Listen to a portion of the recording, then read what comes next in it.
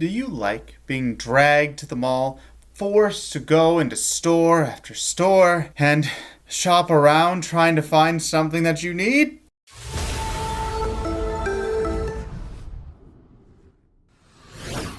Welcome, scholars, storytellers, and fellow babysitter DMs.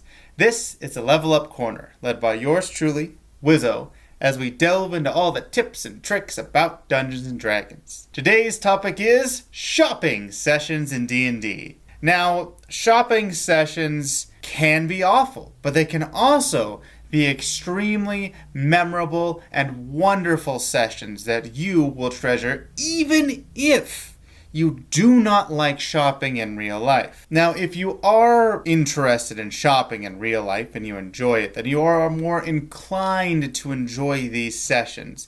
But there are some people who, surprisingly to you, do not enjoy shopping in real life. I am one of them. I do not care to go to a store and be dragged around and take forever to figure out what we need and get the best deal. It's just, it's not something I care about. And many players also don't care about shopping. In fact, some would prefer the Amazon method or the internet delivery where they decide, hey, this is what I want. I want a +2 sword. Okay, instead of going for a +2 sword to shops, DM. Can I send in an order? I'll only send in, the 20,000 coins, no problem in mail, and then I'll get my sword today. Sound good? Well, that's not how things really work out, especially for magic items. So slow down, and I'm going to teach you how to make a shopping session that everyone will enjoy and why you should actually have shopping sessions. Now, let's address the Amazon package delivery idea. If you do this, any commodity of give us a certain fee, send it in and we'll give it to you, automatically cheapens the item and the experience as well as the requirements in order to get it. If you were able to buy a +2 longsword, well, that means you can buy any rare item. Why not? Just go to Craigsmart or wherever else you're somehow getting this magical item from. It also cheapens the experience you get when you receive items in dungeons. Think of when you got that first +1 longsword. It was a big moment in your life. Now you can look back at it and say, man, I just wish I had more money, then I could have got a +1 sword without issue. So while you could ignore shopping sessions, while you could give your players the Amazon delivery experience, I would say that that's not the way to go. Instead, the players should go out and should shop. They should try to get these items to make not only the items more memorable, but make your world feel more alive and separated from our real world. We don't want to connect D&D to our real world. No. This applies to even simple items. Let's say they need to find candles or other magical components, especially if you use them in your game. Diamonds are a very big item that you need to have your players go out and find. Now, they don't have to find this every time. The joy of the experience is derived from you exploring and uncovering new avenues. You don't have to go through the same brokerage and deals each time if you've already worked something out, unless something's changed. Then your players might care a new quest could pop up. But the first time they go and try to find linens for their bed and breakfast hostel that they're hosting, or they're trying to find diamonds or any other important item, they should go out, explore, and get these items. Make a connection with the shop vendors, with the NPCs. You can make it so that when they think of tailoring, they don't think of just a bolt of cloth. They think of Lorena, the nervous, somewhat introverted tailor that they had to spend some time to talk to, but is able to give them what they need at a very, very good quality with a nice discount that they were able to broker. And this NPC also has friends, connections, and more. Shopping sessions don't have to just be about getting the items and getting out. These are not modern stores. They have stalls, they have people, there's bargaining, there's haggling, there's far more to it. And you can get far more out of a shopping session than just the items. You can gain alliances, you can gain information, you can gain friends, you can gain quests, you can gain knowledge about the world and lore behind it.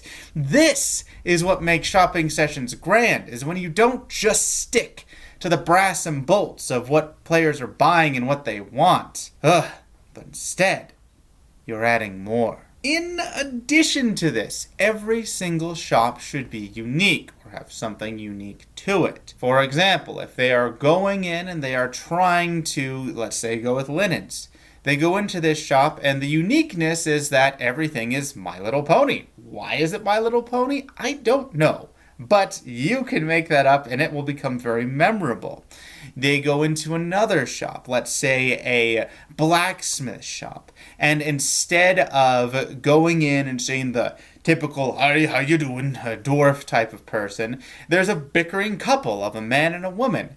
But you can make it a bit more memorable by having a married couple as part of this blacksmithy. You could then go and continue this theme by making something interesting in each shop. So it's not just get in, get out. Now, if it is magic items, my friends, well, magic items have a lot more to it, especially the higher rarity you go.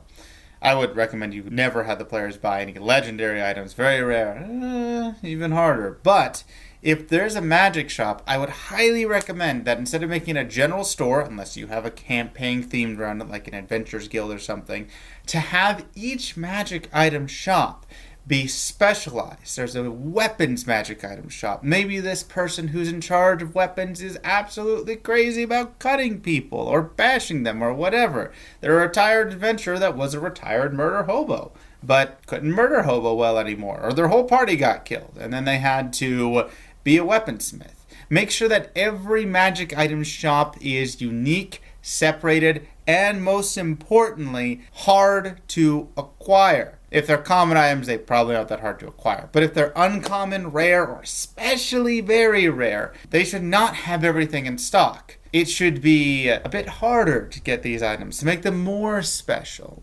And the players have to go out of their way to find a broker in order to get these magical items. Specialized magical item shops really do present a grand opportunity for you and your players. Or again, if you still want a general store feel, make something that fits your campaign. You can have an Adventurers Guild, a Magic Items Guild, something where the players could just go and either browse the general magic items or put it in order if you still want to go along those lines. But keep the special things that we talked about before. A unique shop, unique person, and add something extra. But what about those who do not want to shop, who have an allergic reaction when they hear the word money, bargain, and they've already fainted? Well, for those people, they can do other things as well. If you know that some players do not care about shopping at all, then you could have extra events lined up for them. You could have some street thugs trying to rob a person. They could end up making more allies or getting information by doing something else other than just haggling and shopping. But even if they do just haggle and shop, they are going to shop for something they want. If they're a murder hobo-y character, they will still enjoy shopping sessions because they will get something that will help them kill people better. Now, they may not enjoy it if the session drags on too long, and this is what you need to keep in mind. Pacing. What makes shopping sessions drag on so long and become horrible is terrible pacing, usually due to math. See, this is where we have a big problem. The players have 50,000 gold pieces. They spend 490 on this uncommon magic item, and if they spend 1,300 on a rare item, plus an extra 5 healing potions, which are 50 a pop, but with the haggle it was moved to 45. This is already too much. It's already a lot. This is something that they'd want to do at the very end probably, but you want to try to make sure that there is less math if possible. You do this by slowly adding the shops. If the players need healing potions at lower levels, they're going to find a shop that has healing potions. Okay, they have a price set for healing potions. They don't need to change it to go through this. If they are trying to find now a rare weapon and they haven't been to a magic item store before, that is the main event that they need to go for. And the new prices. As for potions, they already know what it is. They don't need to haggle. They don't need to deal with as much math because they already know. And they can pre-do this before the shopping session. This is also why I highly suggest that you make sure the shopping session is not sprung upon your players. Your players know it is coming.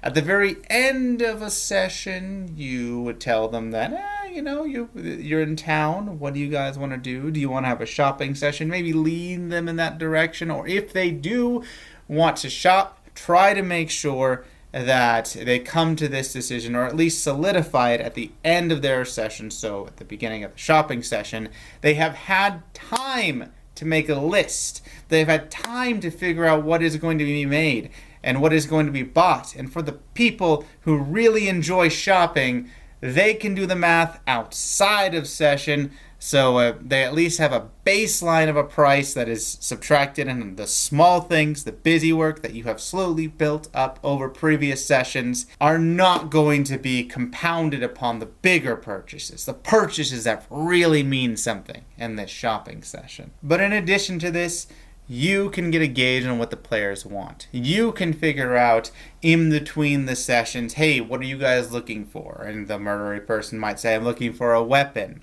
Others might say they're looking for beers or brewery items, whatever else. And you can have this pre-planned so that you can keep the pace going. You can plan how long encounters will be, or at least mostly. You can plan how ostentatious or withdrawn the NPCs are to try to keep the pace going. And you, my friend, can make it so that shopping sessions don't have to be a drag. They can go from place to place, all the petty stuff is done, and there's some extra encounters in case people are getting bored of shopping. Muggers, thieves, whatever else. Just have something extra ready. With all this in mind, you should have a wonderful shopping session. It shouldn't be boring, it shouldn't run the risk of dragging on and just dealing too much math and becoming something that actually cheapens the items in your world. In fact, it can make it become more alive, liven it up, embolden everyone else as they want to go out and get the best items that they can. So, what about you all? Do you think this is the way to make shopping sessions, or do you have any tips and tricks to put in the comments down below to help anyone else, or even myself included, make shopping sessions become better for the players? I would love to hear what you have to say, but until next time, my friends, keep rolling. Keep rolling.